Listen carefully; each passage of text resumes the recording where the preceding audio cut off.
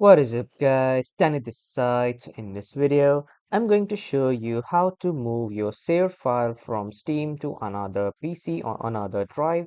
So let's get started. So first off, head over to Google or any browser and then in the search bar type in Steam, or you can just simply type in store.steampower.com. After that, you will be redirected to this type of Steam's website.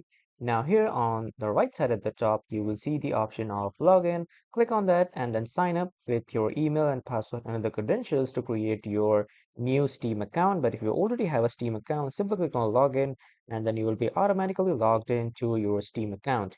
Now after that, on the left side, you will see the option to install Steam. Click on that and then install the Steam application.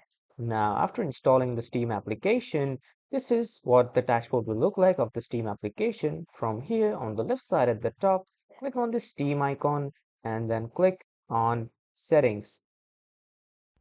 Now, after coming to the settings, here in the download section, you will see all the games that you have downloaded.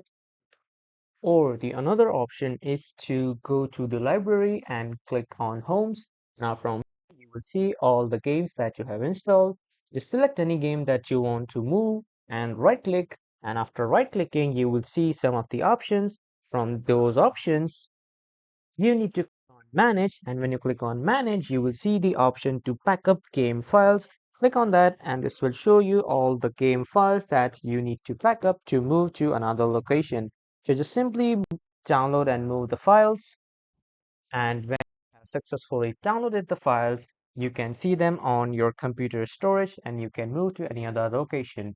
And when you are done, simply click on Steam icon again and then click on Restore Game Backup to restore all the game backup files that you have just currently moved to another location. So this is how you can do it. That was all for this video, everyone.